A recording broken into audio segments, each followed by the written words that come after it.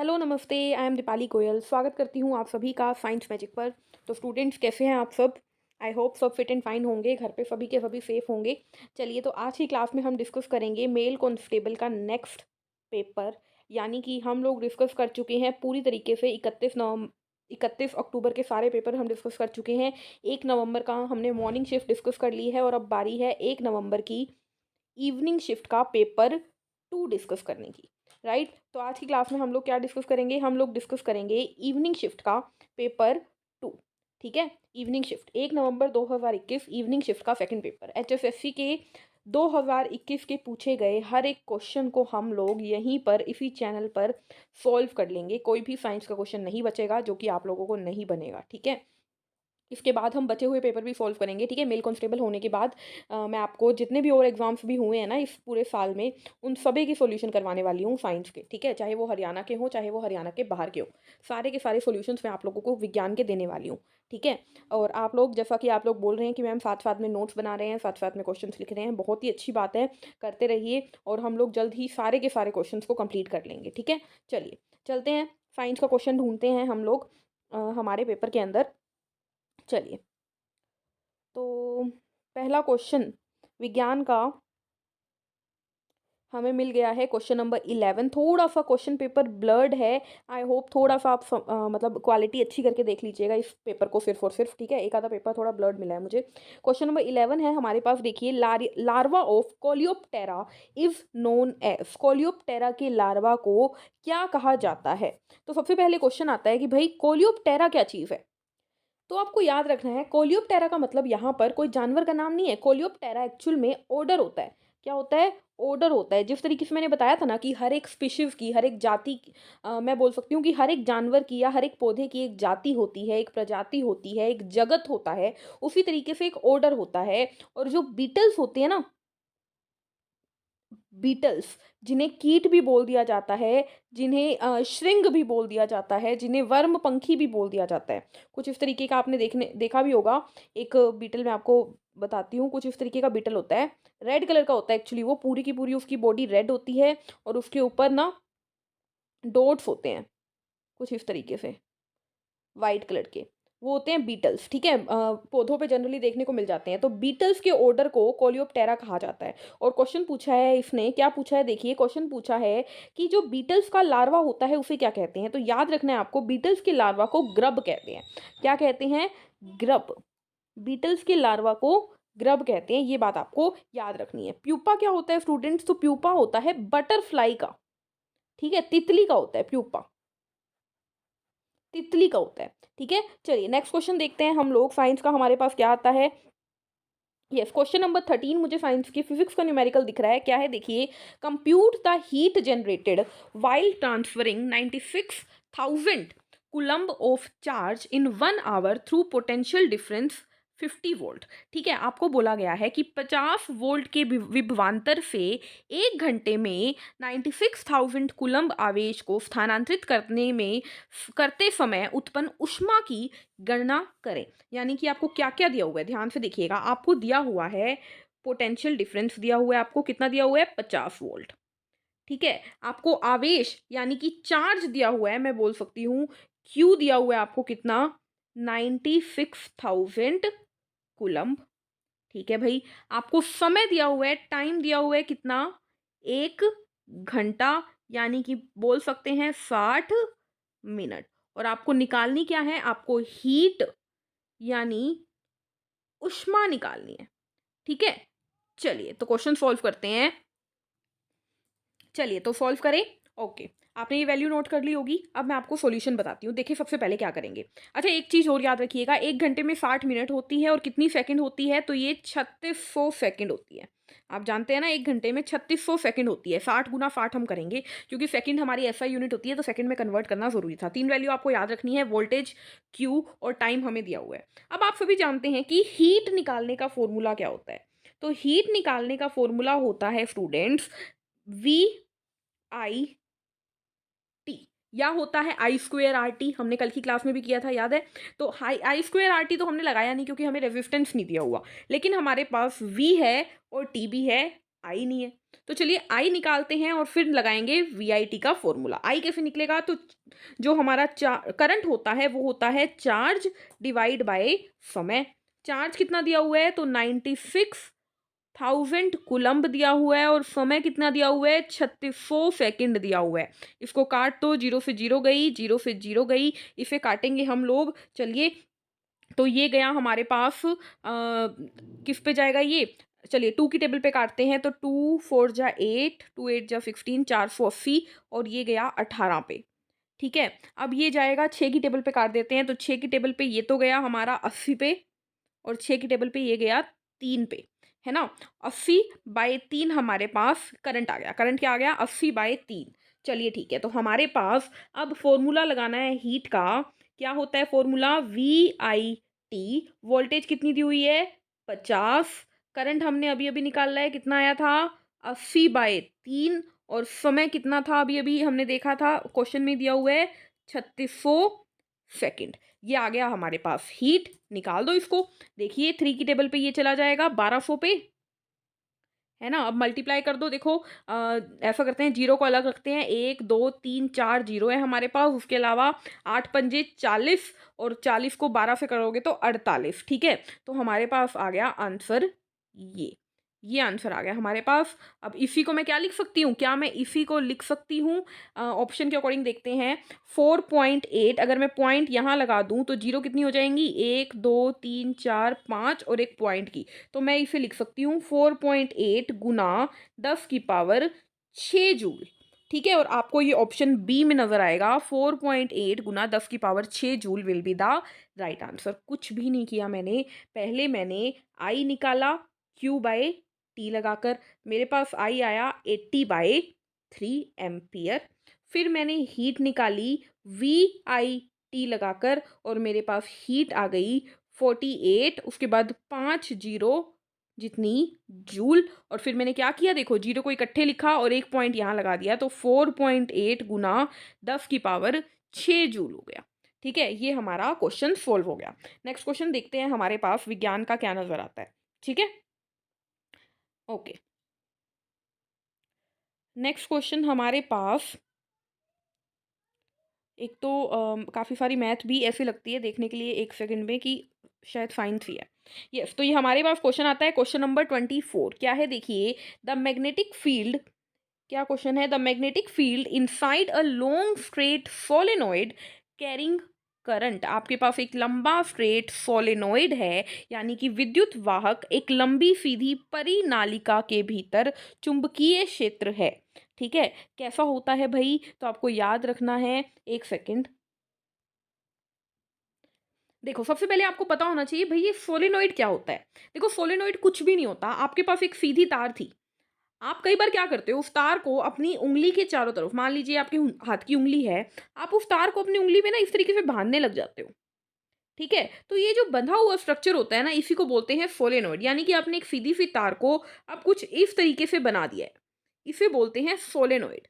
ठीक है, तो अब आपसे क्वेश्चन क्या पूछा है? क्वेश्चन पूछा है कि सोलेनोइड के अंदर मैग्नेटिक फील्ड, अंदर विद्युत सॉरी चुंबकीय क्षेत्र क्या होता है। तो आपको हमेशा याद रखना है कि सोलेनोइड के अंदर चुंबकीय क्षेत्र जीरो होता है। क्या होता है? जीरो होता है। अब आप ऑप्शन पढ़ो, इसने क्या बोला है? इसने बोला है पहले पॉइंट में, increases as we move towards end, जैसे जैसे अंत की ओर जाते हैं बढ़ता है। जब अंदर जीरो होता है तो बढ़ेगा कैसे? तो ये हो गया गलत। अनंत है, जब जीरो है तो अनंत कैसे होगा? इन्फिनिटी भी नहीं हो सकता। डिक्रीज कैसे होगा जब जीरो है? तो आंसर चला जाएगा नन ऑफ द अबव। जब हम जानते हैं कि सोलेनोइड के अंदर विद्युत क्षेत्र जीरो होता है तो कोई और डाउट होना ही नहीं चाहिए, आंसर सीधे सीधे टिक हो जाएगा। ठीक है, चलिए नेक्स्ट क्वेश्चन देखते हैं विज्ञान का हमारे पास क्या आता है। हम लोग डिस्कस कर रहे हैं अभी 1 नवंबर के इवनिंग शिफ्ट का सेकंड पेपर, है ना। सेकंड पेपर क्वेश्चन नंबर 31 हमें दिख रहा है। देखिए कैंसर, क्या क्वेश्चन दिख रहा है? Cancer which spread to other parts of the body and proliferating are called as. Cancer जो शरीर के अन्य भागों में फैलता है और प्रसारक होता है, डैश कहलाता है। तो आपको याद रखना है वह कैंसर जो कि फैलता चला जाता है, उसे बोलते हैं बहुत ज़्यादा हानिकारक होता है, वो दुर्लभ होता है, दुर्दम होता है, तो उसे बोलेंगे मैलिग्नेंट ट्यूमर। क्या बोलते हैं? Malignant tumour. इनएक्टिव का मतलब तो देखो साफ-साफ ही हो गया, इनएक्टिव मतलब अब वो एक्टिव नहीं है। बिनाइन होता है जो एक ही जगह पे रुका रहे, तो मैलिग्नेंट ट्यूमर वह ट्यूमर होता है, वह कैंसर होता है जो फैलता चला जाता है, ठीक है? बॉडी के किसी एक भाग को मान लीजिए कोई कैंसरस सेल है जो एक भाग में है, तो वो धीरे-धीरे बॉडी के दूसरे भाग में फैलती चली जाएँगी। उस ट्यूमर को, उस कैंसर को मैलिग्नेंट ट्यूमर यानी दुर्दम ट्यूमर कहते हैं, ठीक है? चलिए, अगला क्वेश्चन देखते हैं हम लोग। अगला क्वेश्चन हमारे पास question number 37। When phenol is heated with dash benzene is obtained. Phenol को, ये है हमारा फिनोल, ये OH लगा दिया मैंने। इसको किसके साथ ट्रीट करें कि हमें क्या मिल जाए? हमें बेंजीन मिल जाए, यानी हम चाहते हैं OH चला जाए, ठीक है? तो आपको याद रखना है फिनोल को जब जिंक डस्ट के साथ ट्रीट किया जाता है ना, जिंक की चूर्ण के साथ, जस्ता के चूर्ण के साथ ट्रीट किया जाता है, तो वो क्या करता है, इस OH को हटा देता है और बना देता है सिर्फ और सिर्फ बेंजीन। तो आंसर आ जाएगा ऑप्शन ए, जस्ता का चूर्ण, ठीक है? चलिए नेक्स्ट क्वेश्चन देखते हैं हम लोग। क्वेश्चन नंबर 41 हमें दिख रहा है क्या, which of these is not a primary producer. इनमें से कौन एक प्राथमिक उत्पादक नहीं है? तो आप सभी जानते हैं सबसे पहले खाना कौन बनाता है, तो सूरज की रोशनी से सबसे पहले खाना बनाता है प्लांट यानी पौधा। और पौधे में वृक्ष आ गए, वृक्ष पेड़ हो गए, घास हो गई और जलीय पौधे भी हो गए। पौधे मतलब सारे पौधे, तो फाइटोप्लैंक्टन भी प्राइमरी प्रोड्यूसर है, ट्री भी प्राइमरी प्रोड्यूसर है, ग्रास भी प्राइमरी प्रोड्यूसर है, लेकिन एस्केरिस एस्केरिस जो होता है वो प्राइमरी प्रोड्यूसर नहीं होता। क्लियर है? चलिए नेक्स्ट क्वेश्चन देखते हैं हम लोग। नेक्स्ट क्वेश्चन हमारे पास क्वेश्चन नंबर 44 हमें देखने को मिल रहा है। देखिए क्या है, typhoid is caused by. Typhoid किससे होता है? तो टाइफॉइड होता है सैल्मोनेला टाइफी नाम के बैक्टीरिया से। सैल्मोनेला टाइफी नाम के बैक्टीरिया से होता है टाइफॉइड। बहुत ही सिंपल सा क्वेश्चन था, आई थिंक आप लोगों ने बना दिया होगा। इसके ऊपर आपको प्लाज्मोडियम फेल्सीपेरम दिख रहा है, तो प्लाज्मोडियम फेल्सीपेरम से क्या होता है भाई? मलेरिया होता है प्लाज्मोडियम फेल्सीपेरम से। चलिए नेक्स्ट क्वेश्चन देखते हैं। क्वेश्चन नंबर साइंस का हमारे पास कहाँ पे है क्वेश्चन? यस, क्वेश्चन नंबर 51 हमें दिख रहा है। देखिए थोड़ा सा ब्लर है again. Colloidal dash is used in curing काला आजार। काला आजार के रोकथाम के लिए कलीलीय डैश का प्रयोग किया जाता है। तो एंटीमनी यानी कि जो हमारा एंटीमनी नाम का तत्व है उसका इस्तेमाल किया जाता है काला आजार के ट्रीटमेंट में। आप लोगों को याद रखना है, ठीक है? चलिए नेक्स्ट क्वेश्चन देखते हैं।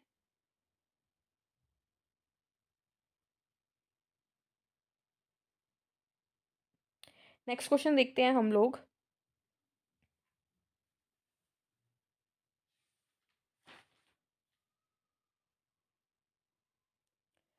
साइंस का क्वेश्चन मुझे दिख नहीं रहा है भाई। और अगला क्वेश्चन नंबर 63 साइंस का दिख रहा है हमें। स्पॉन्जेस आर मोस्टली, स्पॉन्जेस कैसे होते हैं भाई? स्पॉन्जेस जो होते हैं वो एसिमेट्रिकल होते हैं।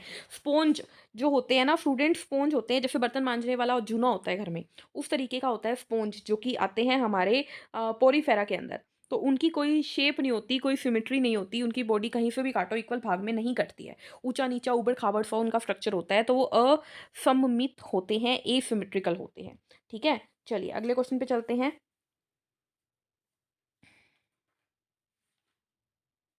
क्वेश्चन नंबर 68 क्या कह रहा है? Which are membrane bound vesicular structure found by the process of packaging in the Golgi apparatus. ये बोलना चाहता है कि गोल्गी काय जो हमारा होता है, जिसे हम गोल्गी बॉडी भी कह देते हैं, ये उस गोल्गी काय की बात कर रहा है। और ये क्वेश्चन में पूछ रहा है कि गोल्गी काय में पैकेजिंग की प्रक्रिया द्वारा निर्मित झिल्ली से बंधी हुई वेसिकुलर संरचनाएं कौन सी है? तो लाइसोसोम होती हैं वह संरचनाएं। देखिए मान लीजिए प्रोटीन है आपका, ठीक है? ये प्रोटीन है, प्रोटीन को पैक कर दिया गया है इस पैकेट में। अब इस पैकेट को क्या कहते हैं? तो इसे लाइसोसोम कहते हैं, ठीक है? याद रखिएगा। चलिए आगे बढ़ते हैं। ये मैंने करवाया भी हुआ है सेल चैप्टर के दौरान, ठीक है? नेक्स्ट क्वेश्चन आता है क्वेश्चन नंबर 70 हमारे पास। देखिए क्या है, what is the movement of free organs organism in response to chemicals. जब भी कोई भी जीव या किसी जीव के बॉडी का कोई अंग केमिकल यानी रसायन की तरह मूवमेंट दिखाता है ना, तो उसे बोलते हैं कीमोटैक्सिस। क्या बोलते हैं? कीमोटैक्सिस। देखो बहुत ही सिंपल है, शब्दों को तोड़ो। फोटो का मतलब है प्रकाश। जब कोई प्रकाश की तरफ अपनी मूवमेंट दिखाए, जैसे कि सनफ्लावर होता है, ठीक है? वो क्या करता है? प्रकाश की तरफ मुड़ जाता है, तो वो है फोटोटैक्सिस। थर्मो का मतलब तापमान के अकॉर्डिंग अपना मतलब फेस चेंज करे, ठीक है? तापमान के अकॉर्डिंग तो थर्मो हो गया। नास्टिक होता है टच के अकॉर्डिंग, मतलब जैसे चुई मुई का पौधा होता है, जिसे लाजवंती पौधा कह देते हैं, मिमोसा पुडिका बोलते हैं जिसे। वह पौधा क्या करता है? उसे अगर टच करो तो वो अपनी लीफ को कर्ल कर लेता है, ठीक है? वो होती है नास्टिक मूवमेंट। उसी तरीके से जो केमिकल्स की तरह मूवमेंट होती है, जिस जो कि पोलन ट्यूब दिखाती है, ठीक है? पोलन ग्रेन जिस पोलन ट्यूब से होते हुए ओवरी तक पहुंचता है, वो पोलन ट्यूब क्या दिखाती है? कीमोटैक्सिक मूवमेंट दिखाती है। इसे कीमोट्रोपिज्म भी कहते हैं। क्या बोलते हैं? कीमोट्रोपिज्म भी कहते हैं, ठीक है? अगर आप साइंस नहीं जानते तो शब्दों का इस्तेमाल करके ये क्वेश्चन आप बना सकते थे। चलिए अगले क्वेश्चन पे बढ़ते हैं हम लोग। हमारे पास विज्ञान का नेक्स्ट क्वेश्चन इस पेपर में क्या है? देखिए क्वेश्चन नंबर 78 एग्रीकल्चर का है, देख लेते हैं। In which of the following fruit the albuminous seeds are present? निम्नलिखित में से किस फल में एल्ब्यूमिनस बीज पाए जाते हैं? तो एल्ब्यूमिनस सीड किस में पाए जाते हैं स्टूडेंट्स? पपीते में पाए जाते हैं। अब आपका क्वेश्चन होगा कि मैम ये एल्ब्यूमिनस सीड होते क्या हैं? तो आपको याद रखना है कि एल्ब्यूमिनस सीड उन बीजों को कहते हैं जिसके अंदर एंडोस्पर्म थोड़ी सी रह जाती है, ठीक है? अब ये बात थोड़ी सी समझने में थोड़ी डिफिकल्ट है, क्योंकि हमने अभी तक एंडोस्पर्म के बारे में बात ही नहीं की है। एंडोस्पर्म की बात हम करेंगे जब हम बीज पढ़ेंगे। लेकिन आप याद रखिए, पपाया हो गया, या फिर आप याद रख सकते हो सनफ्लावर हो गया, ठीक है? मटर हो गया, पी जिसे बोल देते हैं मटर। इन सब के अंदर एल्ब्यूमिनस सीड पाए जाते हैं, ठीक है? अगला क्वेश्चन देखते हैं साइंस का हमारे पास क्या देखने को मिलता है हमें।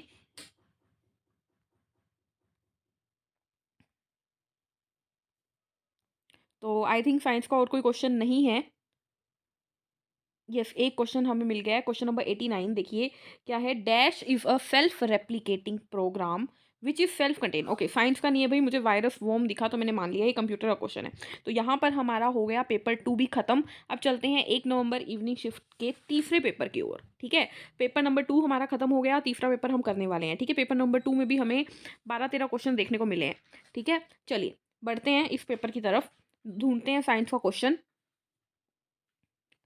तो पहला क्वेश्चन हमें नजर आ गया है, क्वेश्चन नंबर 8 हमें दिख रहा है साइंस का।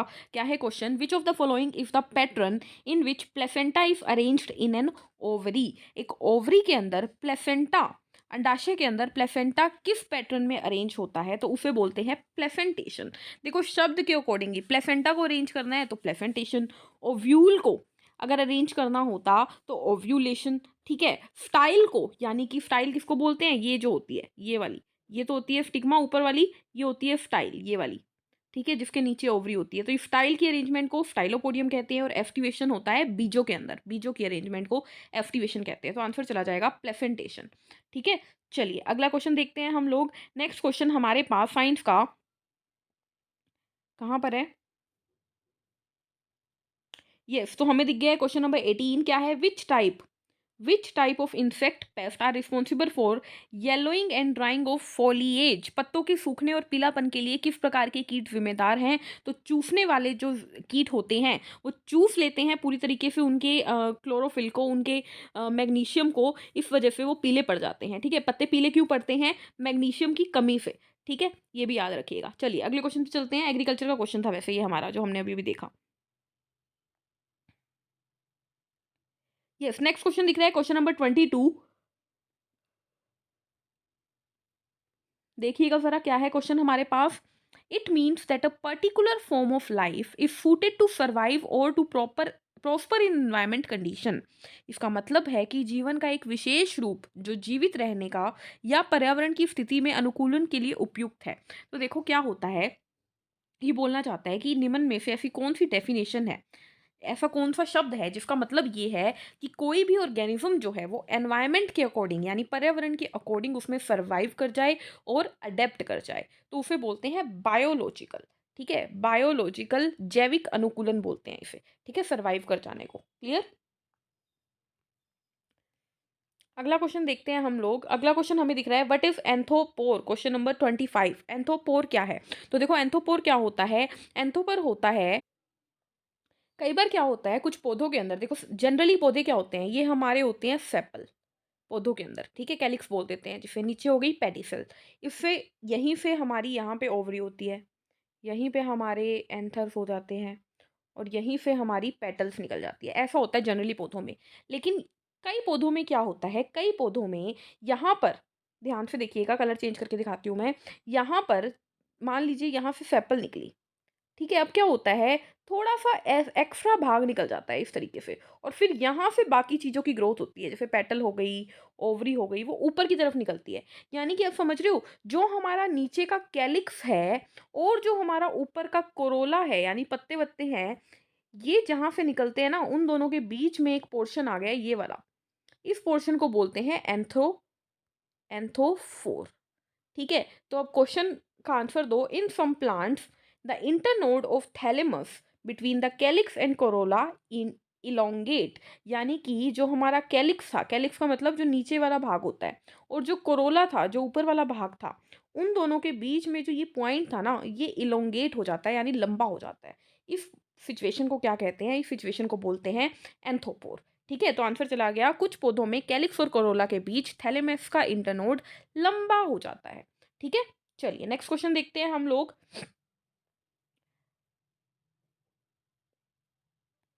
नेक्स्ट क्वेश्चन विज्ञान का हमारे पास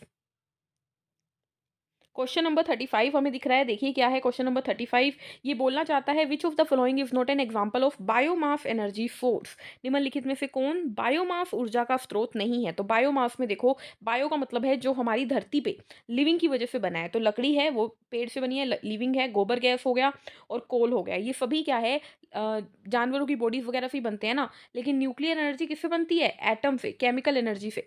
ठीक है, तो बायोमास नहीं है कौन? न्यूक्लियर एनर्जी, नाभिकीय ऊर्जा बायोमास नहीं होती है। मलेरिया डे कब होता है भाई? मलेरिया डे होता है 25 अप्रैल को। ठीक है, चलिए आगे बढ़ते हैं अगले क्वेश्चन के ऊपर। यस, नेक्स्ट क्वेश्चन ये रह गया ऊपर, क्वेश्चन नंबर 38। देखिए क्या है, the amplitude of the electric field of a plane electromagnetic wave in air is 6 × 10⁻⁴ volt per metre. ठीक है, एम्पलीट्यूड निकालना है और आपको दिया हुआ है क्या, तो आपको यहाँ पे देखो क्या किया हुआ है, इन्होंने इलेक्ट्रिक फील्ड का एम्पलीट्यूड दिया हुआ है और मैग्नेटिक फील्ड का एम्पलीट्यूड निकालना है। यानी कि ये चाहता है कि आपको सीधे सीधे इसने बोल दिया कि विद्युत चुंबकीय तरंग है आपके पास, जिसके अंदर विद्युत क्षेत्र का आयाम कितना है? इतना है, और आपको निकालना है चुंबकीय क्षेत्र का आयाम, और हवा में बात की गई है। तो सिंपल सा फॉर्मूला लगता होता है, यहाँ पे आपको याद रखना है कि जो हमारा मैग्नेटिक क्षेत्र का आयाम होता है ना, वो बराबर होता है इलेक्ट्रिसिटी का आयाम डिवाइडेड बाय सी। सी यानी speed of light in air. ठीक है, तो यहाँ पर देखिए हमारे पास क्या आएगा, देखिए ई नोट क्या दिया हुआ है, ई नोट हमें 6 × 10⁻⁴ दिया हुआ है, और सी क्या होता है? सी होता है 3 × 10⁸ तो ये काट दो, 3 की टेबल पे ये 2 पे गया, तो आंसर आ गया 2 × अब देखो ये थी 10⁻⁴ और नीचे है 8, तो ये -4, देखो इसको ध्यान से समझिएगा, अगर किसी को आता है तो अच्छी बात है, नहीं तो मैं एक बार बता रही हूँ। जब भी किसी के आगे माइनस की लगी होती है ना पावर, उसका मतलब होता है ये चीज़ ऊपर नहीं नीचे आएगी। अगर मैं इसको यहाँ ना लिखूँ और नीचे लिखती तो ये आता 10⁻⁴। अब ये 8 और 4 कितनी होगी? 12, और ये 10⁻12 कहाँ पे है? नीचे, तो ऊपर जाके क्या हो जाएगी? ये 10⁻−12 हो जाएगी। ठीक है, और मैग्नेटिक फील्ड का आयाम टेस्ला के अंदर होता है। किसके अंदर होता है? टेस्ला यूनिट के अंदर होता है। तो आंसर आ गया 2 × 10⁻⁻12 Tesla. Option D will be the right answer. Clear है? कुछ भी नहीं किया मैंने सिंपल E/C किया है। ई हमें दिया हुआ है, सी हमें पता होता है 3 × 10⁸ होता है, और मैंने सॉल्व कर दिया। क्लियर? चलिए नेक्स्ट क्वेश्चन देखते हैं हम लोग। नेक्स्ट क्वेश्चन हमारे पास जो कि विज्ञान का है, क्या है वो?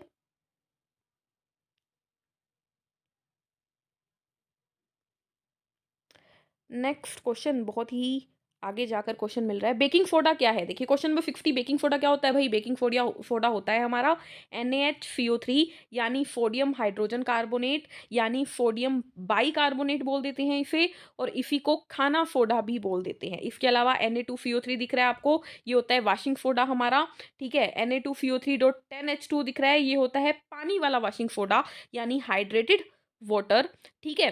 Na2SO4 सोडियम सल्फेट है हमारा। चलिए आगे बढ़ते हैं।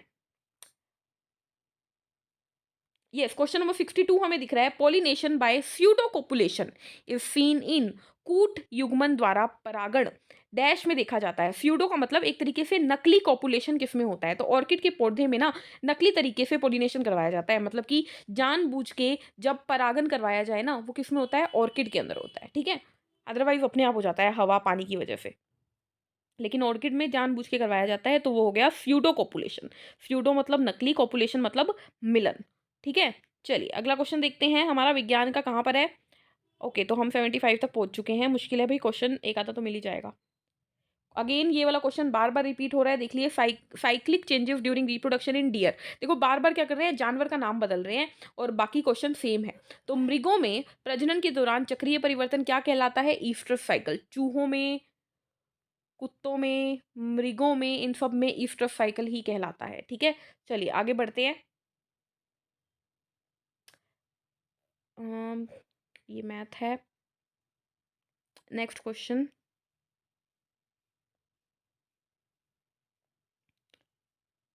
यस, क्वेश्चन नंबर 87 मुझे दिख रहा है, the shape of bacillus if. Bacillus की शेप क्या होती है? तो आपको मैंने बताया है, देखो बैक्टीरिया कई आकार के होते हैं, मैंने शॉर्ट्स वीडियो में बताया है ये। तो बेसिलस जो होते हैं, बेसिलाई शब्द से आया है, और बेसिलाई का मतलब होता है रोड, यानी दंडाकार जैसा, जैसे डंडे होते हैं ना, ऐसे रोड शेप जो होते हैं उन्हें बेसिलस बोलते हैं। अगर कोमा शेप होते इस तरीके से, जैसे कोमा होता है ना ऐसे, इसको बोलते हैं विब्रियो। क्या बोलते हैं? विब्रियो। अगर स्प्रिंग की तरह ऐसे होते तो इसे बोलते हैं स्पाइरिलम। क्या बोलते हैं? स्पाइरिलम। और अगर सर्कुलर होते कुछ इस तरीके से, तो इन्हें बोलते हैं कोकाई। क्या बोलते हैं? कोकाई। दोबारा सुन लो, बैक्टीरिया जो होते हैं स्टूडेंट्स, चार प्रकार के होते हैं। एक होते हैं रोड शेप, जिसे बोल देते हैं क्या, कौन सी शेप? रोड शेप, जिसे बेसिलस बोल देते हैं या बेसिलाई बोल देते हैं, ठीक है। एक होते हैं सर्कुलर शेप, कौन सी शेप? सर्कुलर, इन्हें सर्कुलर से ही कोकाई बोल देते हैं। एक होते हैं कोमा शेप्ड, कौन से शेप? कोमा के आकार के, जो कि कोलेरा डिसीज भी करता है, विब्रियो कोलेराए, विब्रियो बोल देते हैं। और एक आखिरी होता है स्पाइरल शेप, इस तरीके से। तो कौन सा शेप हुआ ये? स्प्रिंग जैसा, स्पाइरल, तो इन्हें बोल देते हैं स्पाइरिलम। तो बैक्टीरिया के चार आकार हैं, ठीक है। यहाँ पर आप लोगों को आंसर मिल ही गया। अगला क्वेश्चन देखते हैं। हमारा ये वाला पेपर भी हो गया खत्म, और यहाँ पर हो गई साइंस फीस पेपर की खत्म। चलते हैं नेक्स्ट पेपर की तरफ। तो अब हमारे पास आ गया है हरियाणा पुलिस कांस्टेबल का 1 नवंबर के इवनिंग शिफ्ट का आखिरी पेपर, यानी 1 नवंबर भी हमारी यहाँ पर खत्म हो जाएगी। आखिरी पेपर हम डिस्कस करने वाले हैं, ठीक है। फिर हमारे पास बचेगा सिर्फ और सिर्फ 2 नवंबर के 8 पेपर बचेंगे, ठीक है। चलिए तो जल्दी से शुरू करते हैं हम लोग, और फिर इसे खत्म करते हैं, ठीक है। देखो मैंने स्पीड बहुत ज़्यादा भी नहीं रखी हुई और कम भी नहीं रखी हुई, ताकि आप लोग अच्छे से समझ पाएँ। तो वायरस का क्वेश्चन दिख रहा है, लेकिन ये कंप्यूटर दिख रहा है भाई। ओके, क्वेश्चन नंबर 11 हमें दिख रहा है, निम्नलिखित में से कौन सा डे न्यूट्रल प्लांट का उदाहरण है? यानी कि ना तो शॉर्ट डे प्लांट है ना लॉन्ग डे प्लांट है। तो याद रखना पड़ेगा, कुकुम्बर, खीरा, ककड़ी, ये जो होते हैं ये डे न्यूट्रल प्लांट होते हैं, ठीक है। क्या होते हैं? डे न्यूट्रल प्लांट होते हैं। अगला क्वेश्चन देखते हैं, टबैको डे कब आता है भाई? टबैको डे आता है 31 मई को, ठीक है। तंबाकू का जो दिन है वो 31 मई को आता है। नेक्स्ट क्वेश्चन देखते हैं हम लोग।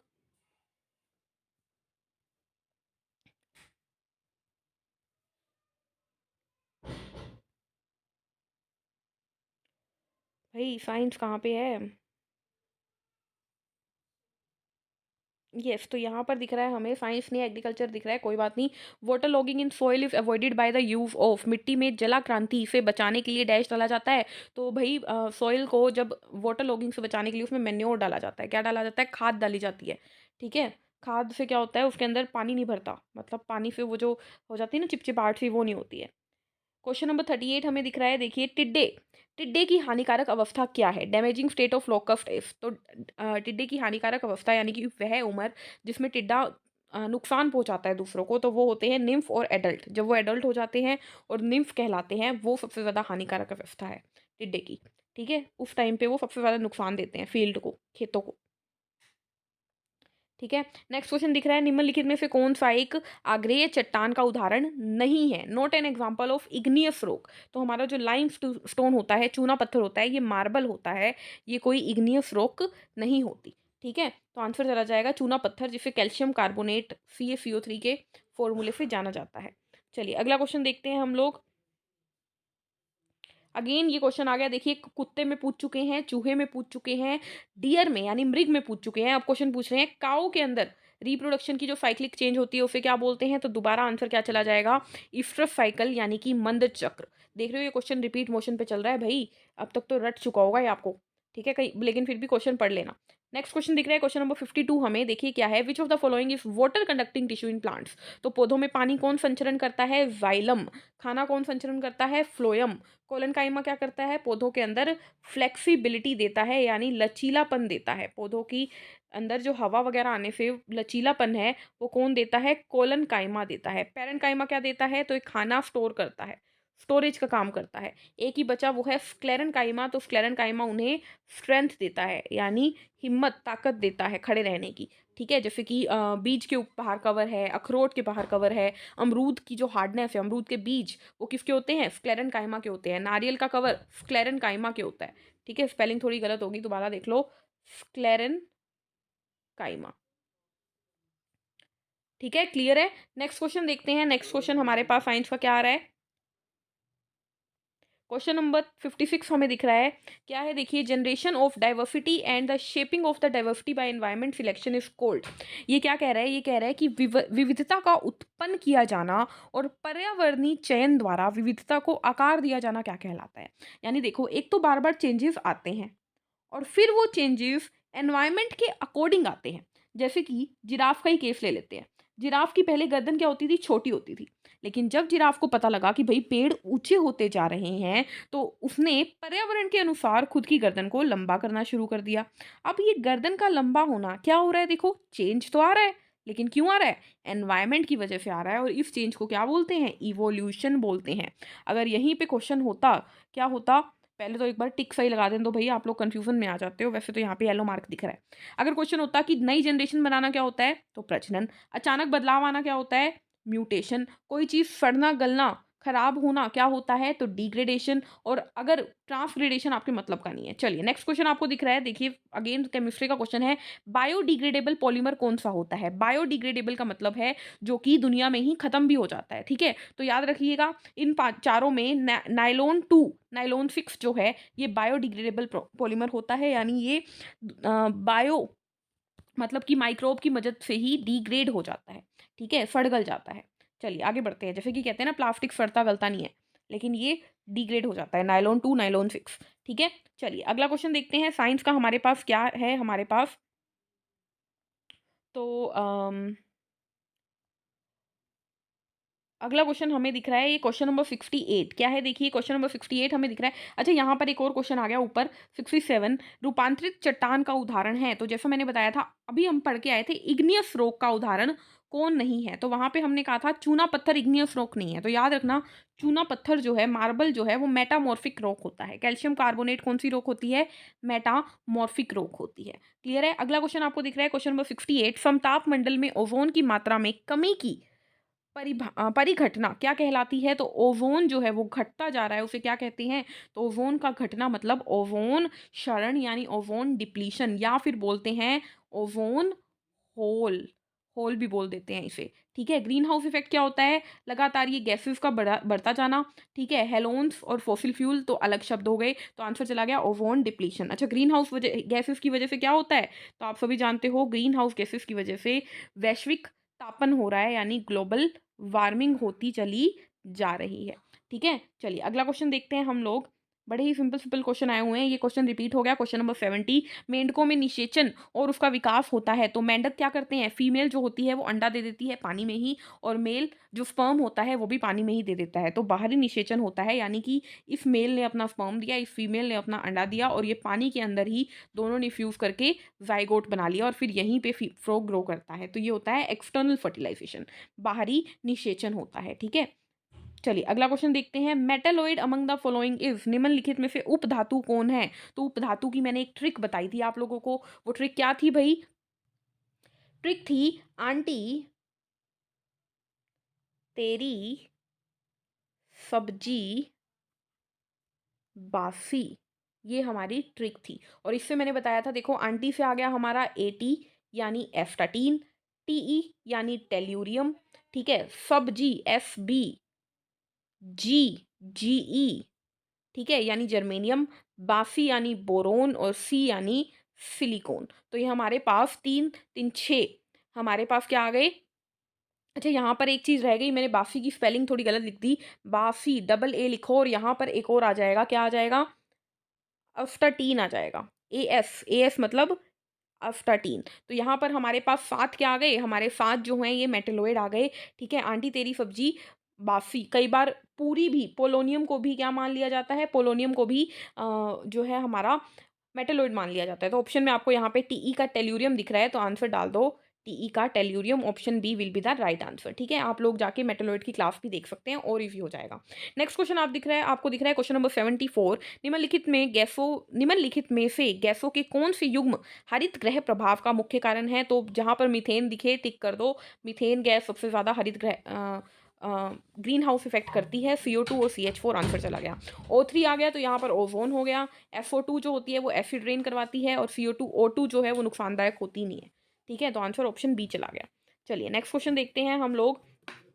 क्वेश्चन नंबर 77 हमें दिख रहा है, the total planetary inheritance and the totality of all resource is known as, समस्त ग्रह की अनुवांशिकता और सभी संसाधनों का समग्रता डैश कहलाता है। यानी ग्रह के ऊपर जो भी हमारे टोटल रिसोर्सेज हैं, चाहे वो पानी हो, चाहे वो मिट्टी हो, चाहे वो सनलाइट हो, ये सब किसके अंदर आते हैं, तो ये सब हमारे एनवायरमेंट में यानी कि पर्यावरण में आते हैं। नेचुरल कैलामिटीज़ का मतलब हो गया जो आंधी तूफान वगैरह होते हैं। ग्लोबल वार्मिंग जो कि हम लोग कर रहे हैं। बायोडाइवर्सिटी यानी कि सिर्फ जीवन जीने वाले लोग, ठीक है, जैसे कि पौधे और जंतु।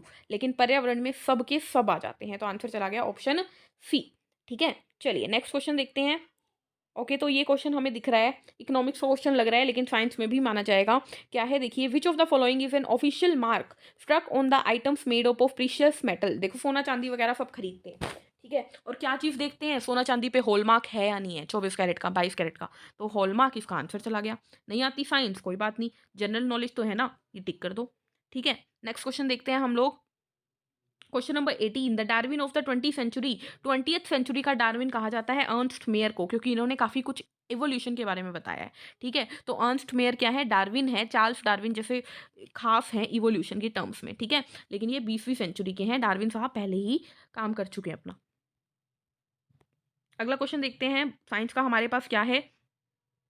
आई थिंक साइंस भी ख़त्म हो गई है हमारी। तो ये हो गए हमारे इवनिंग शिफ्ट के पेपर ख़त्म।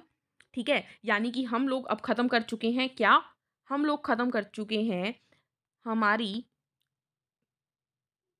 एक सेकेंड, 31 अक्टूबर के सारे पेपर, 1 नवंबर के सारे पेपर। अब अगली वीडियो में हम डिस्कस करेंगे 2 नवंबर के एग्जाम्स को। ठीक है, आई होप आप लोगों को ये क्लियर हो रहे होंगे इस तरीके से भी, है ना। स्टार्टिंग में तो आप लोगों को मुश्किल लग रहा था कि मैम बोर्ड पे ही करवाओ, है ना, फ़ोन पे आप लोगों को दिक्कत आ रही थी, लेकिन अब मुझे लगता है कि आप सभी को दिक्कतें कम आ रही है। ठीक है, लेकिन फिर भी हम जल्दी बोर्ड पर मिलने वाले हैं। ठीक है, बस मेल कॉन्स्टेबल के पेपर आप फ़ोन पर ले लीजिए। चलिए मिलते हैं नेक्स्ट सेशन में, तब तक के लिए पढ़ते रहिए, मुस्कुराते रहिए, और जाते जाते वीडियो को लाइक कर देना, और अपने दोस्तों में शेयर कर देना लिंक को, और चैनल को सब्सक्राइब कर देना। ठीक है, और हंसते रहना, मुस्कुराते रहना। Take care, thank you, bye bye.